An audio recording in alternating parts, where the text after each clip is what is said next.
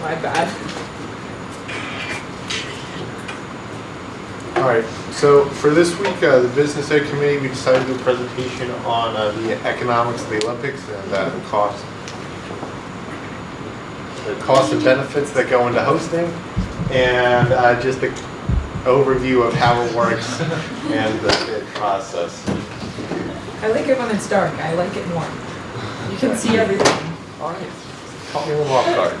Okay. All right, so we're going to start with the quick history of the games. So just an overview of, what are they? I'm sure most of you, or probably all of you, know what the Olympics are. I mean, I'd be surprised if you didn't. But they are an international sporting event held every 4 years. They're divided into the Summer and Winter Olympics, and they showcase about 35 sports.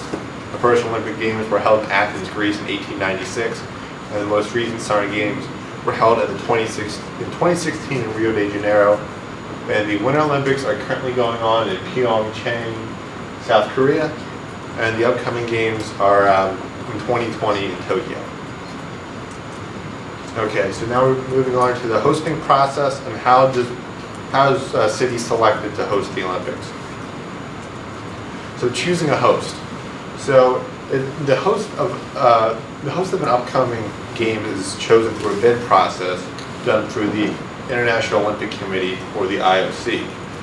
And so it takes about 2 years to complete, and is typically announced about 8 years before a city would be scheduled to host the games. And it starts with an informal bid stage called the invitation phase, where you basically have some dialogue with the committee and you try to figure out what they're looking for. If you have any questions about formatting or what you need to include on your bid, this is the time to ask. So you can be ready for the candidature phase, which is when bids are formally submitted and you officially enter the running to host the Olympics. And then within this process, there are 3 stages. The first stage is the vision, games concept, and strategy stage, which is basically big picture in terms of what does Los Angeles bring to the table? What do they see, the general overview of their city can offer, how it will work, basic strategy. And then the next stage you get to is governance, legal, and venue funding. So that's basically what laws do we have to comply with, what funding do we need to build all the stadiums, what other legal hoops do we need to jump through, so making sure you can actually host them.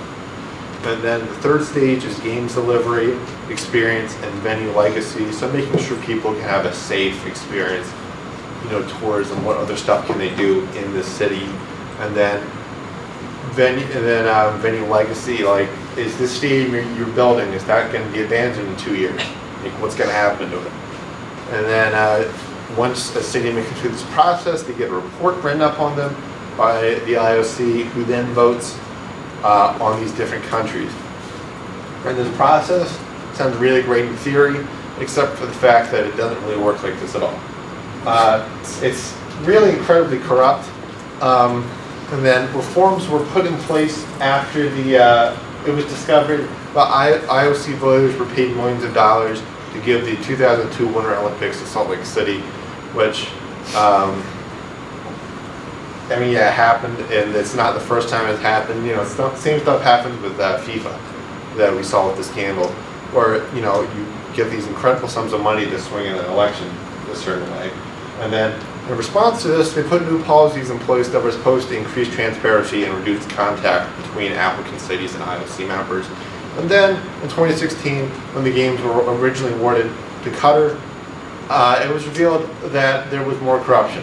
The games were awarded there, and it was because people were paid off. So the IOC again took more reform steps. They published the Olympic 2020 agenda, which was to increase transparency and also to make the bidding process more enticing by reducing hosting costs, so other cities would try to enter into the bidding process.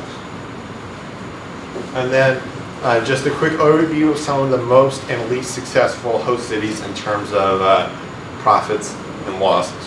So the most successful was the 1988 Summer Olympics in Seoul, South Korea, which made $1 billion adjusted for inflation. And then the second most successful were the 1984 Summer Olympics in Los Angeles, which was about $500 million in profit. And then in third place were the 2008 Olympics in Beijing with about $190 million. And then for least successful, Montreal, Canada wins the gold medal for losing the most money with over $3 billion for the 1976 Olympics. It was a colossal failure. And in a similar vein, the 2000 Summer Olympics in Sydney, Australia also lost about $3 billion. And then the 2016 Summer Olympics in Brazil lost about $2 billion. Though they're still, that's only an estimate, they're still figuring out how much money they lost. But as you can see here, for all these games are the Summer Olympics, which are significantly larger and more costly than the Winter Olympics. And these are smaller countries that are less, they're not like the United States or China, which are, very large, very developed countries. So they're, like the United States and China, they're able to bear the cost than Brazil or in Australia would be. And then just an interesting piece of information, the 1984 Summer Olympics in Los Angeles were the first to turn a profit in over 40 years. The last time the games turned a profit before 1984 was in 1932, which was also held in Los Angeles. And to talk more about the costs associated with hosting is Hannah.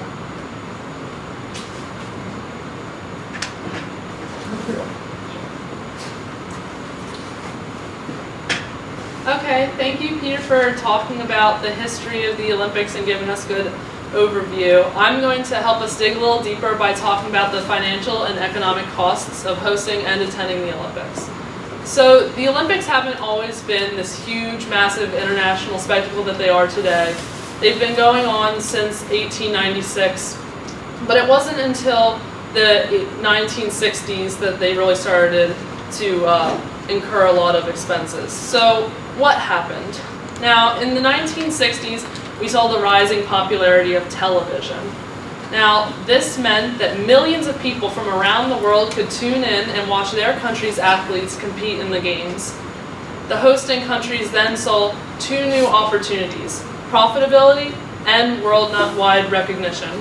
With profitability, they saw that they could get television ad revenues, and they also saw that they could reap massive benefits from tourism. A quick note on the ad revenues, though: the International Olympic Committee actually collects half of all ad revenues, so the host country doesn't really see the full benefits of that. The other new goal that they set for themselves was worldwide recognition. It became a massive point of pride to host the Olympics. It was such a prestigious event, and you can see that in the opening ceremony, we spend over an hour on this huge, elaborate ceremony trying to celebrate the unique people and culture of that country. So it really was a point of pride. So they started to expand the games. The Summer Olympics between 1960s and 1970s, the number of participants in them doubled, and the number of events in the Olympics increased by about a third. We didn't really see these rising fiscal costs until the 1976 Montreal Summer Olympics, which, as Peter said, won the gold medal for spending the most money and having the largest deficit. They had a projected cost of $124 million, but after lots of overspending, the city's taxpayers were actually forced to pay back over $1.5 billion in accumulated debt. And it took them 30 years, or until 2006, to really pay it off. So you might be hearing how these countries are spending billions of dollars. Where's this money going towards? There are several main costs that the hosts face. First one is evaluating, preparing, and submitting a bid to the International Olympic Committee. The countries around the world pick their own little cities and decide to put them up for a bid. So this pits hundreds of cities against each other, trying to make a very attractive, appealing bid offer and to sell their city off to the IOC to get picked for this prestigious position. So most countries spend between $50 and $100 million on creating their bid. And obviously only one city gets picked for each Olympic event, so most of those cities, that money goes to waste. Now if you're the one country, the one city, who luckily or maybe unluckily got picked for the Olympics, there are many other additional costs that come along with it. First one is infrastructure. Many cities, especially in developing nations, need to spend billions of dollars building sports facilities, arenas, better airports, improving subway systems to prepare for the influx of people coming to see the Olympics. Another one is security. Most countries, especially after 9/11, are spending billions of dollars, between 1 and 2 billion on average, on security costs, hiring policemen, bringing in army men, in order to defend the attendees and the athletes from some kind of catastrophic event. In Brazil, in the 2016 Rio de Janeiro events, they had to bring in 85,000 troops to come and protect the games from the crime in the city. So as you can probably realize, it's a lot of money to hire all of those people. Another one is the maintenance after the games are over. We usually think of costs incurring before the games happened or during the games, but after the games, the costs rise again. We need to figure out how to repurpose some facilities. Some countries spend hundreds of thousands of dollars making those Olympic swimming pools into community pools. Obviously, there are new regulations and standards that you have to change and meet for that. And then you have to maintain the arenas and try to keep out vandals. So it can be very costly, especially if your city's economy isn't initially stable. And there are also other effects on the city's economic activity. The largest one that we can think of is tourism. You might think initially that tourism is going to increase a lot because people are coming to see the Olympics, but there's a second side to that. Even though tourism increases for the Olympics, it decreases in other areas in the city. In the 2012 London Summer Games, the attendance to the Adelphi Theatre to see Sweeney Todd decreased and they had to cancel showings. And London's most famous museum saw its attendance drop by around 200,000 in the month of August compared to other years, just because they were hosting the Olympics. So it can have those kinds of effects on the host country's economy. Now, a little bit more about infrastructure and labor costs. Cities must build these huge specialized sports arenas. They need to build housing, like in hotels, for around 40,000 attendees and athletes. And they also have to improve their transportation systems. This consumes much of the budget. In the 2008 Beijing Summer Games, they spent around half of their $45 billion budget just on infrastructure, which is obviously an enormous amount of money. And now to see what has happened after the 2008 Games, the Bird's Nest Arena has kind of laid in ruins, which brings us to another sad point, is that many of these stadiums and venues are left abandoned and in disrepair after the games. They're given the nickname White Elephants. So down here we have the 2004 Athens Summer Games. This is the Falero Beach Volleyball Arena. And after the games, obviously they couldn't find a way to repurpose an enormous beach volleyball arena, and it went into ruins and is now sitting abandoned years later. So the money put in really didn't lead to value afterwards. The most extreme case of these white elephants would be in the 1984 Sarajevo Winter Games. Soon after the Olympics were over, the country fell into ruin in the Bosnian War, and the venues actually became sites for military camps and weapons storage facilities. So that's one way of repurposing, but not for a good cause at all. There are also other criminal costs. There's rising crime. In Rio de Janeiro, homicides went up by 48% during the Olympics, and other crimes went up by 18%. And there are national security concerns. As I said, especially after 9/11, countries are spending billions of dollars on security. Down here is a picture of cops being trained in drills for the Pyeongchang Games that are ongoing right now. Obviously, having to train and hire all these cops and military officers costs a lot to that host country. And there are also controversial issues with corruption and bribery, which Peter talked about a lot. Recently, Carlos Nuzman, the former head of the committee, was charged with 5 of his colleagues for corruption and bribery. Among these were racketeering, money laundering, and violating currency laws. So these unethical ramifications that come along with the Olympics are also costs. So there aren't only costs to hosting countries, there are costs to attending countries as well. Most countries have a dedicated federal sports administration to deal with these types of things, the most notorious of which being China's General Administration of Sport. They spent nearly $600 million on sports and training in 2013, and the head of their Institute of Physical Sciences recently said that each Olympic gold medal has cost Beijing around $7 million. So that's a lot of money for a medal, especially when it could be put to other causes. In China, they also have federally funded training schools. So children from typically like poor rural families go to these schools from ages as young as 4, and they work all time to bring money and honor back to their families, hopefully. But as you can maybe expect, most of them don't make it to the Olympics or bring back the gold medal. So since education there is generally poor, they fall through the cracks, and it can hurt their families and the country as a whole, as well as spending a lot of money on it. In terms of the United States' approach, we don't have a federal sports administration of any type. All of the funding for our Olympic team comes from corporate sponsors and other private donors. So our country doesn't really adhere to some of these rules, but most countries do indeed have some sort of sports administration that federally funds the costumes, the transportation, the training equipment, all of these things for the Olympics. Now Victoria's going to talk about the benefits. So I think Hannah touched on a lot of things that people probably don't think of when they think of the costs affiliated with the Olympics. I think you can probably guess that people dump millions of dollars into building stadiums, but not necessarily the ramifications with regards to crime. At least I certainly didn't think about those.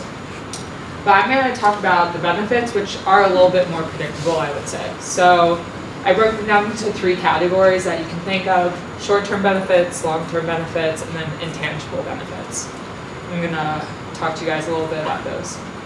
So short-term benefits, these are benefits that are felt immediately during or directly after the games. And they're things that you can probably guess. So increased tourism, and that effect on businesses and the tourism sector of the economy primarily. If you think about small businesses, they have more people that they are able to sell their goods to. But also with regards to tourism, you can think of hotels being completely booked and things like that for the Olympics. I also kind of thought that was interesting with Airbnb being a larger thing now going forward than it's been in the past. Individuals could potentially rent out their homes to make money off of the Olympics. I know my parents considered putting my bedroom up for the Pope when he came to Philadelphia, because you could get like a few $1,000s. Told them that wasn't allowed, but people could do this. People could make a lot of money off of their city hosting it. Long-term benefits. So what are these? These are benefits that nations get because they host the Olympics and they change the course of that nation's economy. So you can think about this: improvements in infrastructure. It's known that infrastructure does not get funded properly in a lot of nations, but when they get something like the Olympics, it immediately switches. People start putting money into their subway systems, people start putting money into their roads, into their stadiums, things that they don't usually fund. Also increased trade. So every nation is showing up to, for this year, around 92 countries are showing up to compete in your nation. Oftentimes that's followed by trade talks and things like that that are more diplomatic. Increased tourism, which is something that we talked about. If you can think of countries like China or Brazil, before they had the Olympics, people weren't necessarily that willing to go to those countries. They didn't know what their security was like or things like that. After they hosted the Olympics, it gave them some sort of legitimacy to kind of change the narrative of their nation. And then lastly, foreign investment is a huge thing. These investments in infrastructure and things like that aren't just done by the government hosting the Olympics. They also can be done by other outside corporations that are international. And lastly, some intangible benefits. For those of you who don't know, my last name's Phelps. This is my cousin. Just joking. That's fine, no one needs to laugh. But there's a huge source of nationality that comes out, and that's not captured in any of the numbers that come out of the Olympics. So for nations that are hosting the Olympics, it's an extreme source of pride to have someone win a medal there, and they want to fund those things. For the United States, it's a little different because usually we win the Olympics by medal count every single year. I'm not sure I can think of an Olympics where we have it. And there's just feel good vibes after it. People are happy about the Olympics. They like hosting them. And then thought I'd give some facts about the ongoing games since we were doing an Olympics presentation. So we mentioned where it is, Pyeongchang, South Korea, it's right there. At the location, so it's obviously a winter games. They're not building things like volleyball courts. They're building things like ski resorts and things like that.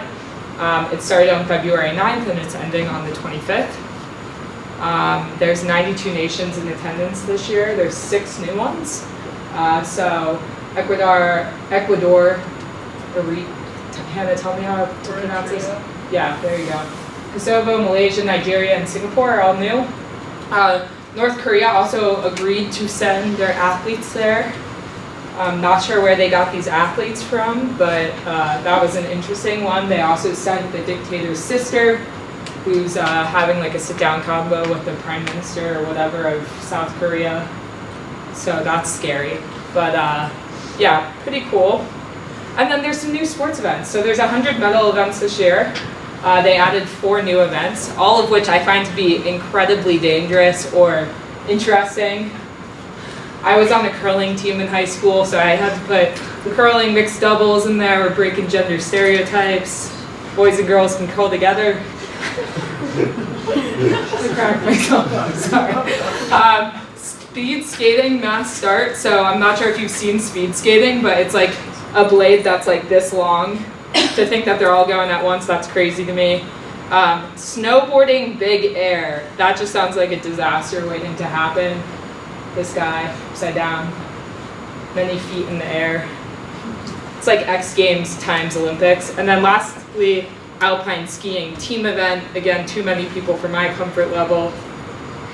But it's going to be pretty interesting. And that's why I had curling going. It's the most interesting sport in my opinion. But we have some discussion questions. Turn the lights on so everyone can see. And we'll just do them as a group since there's like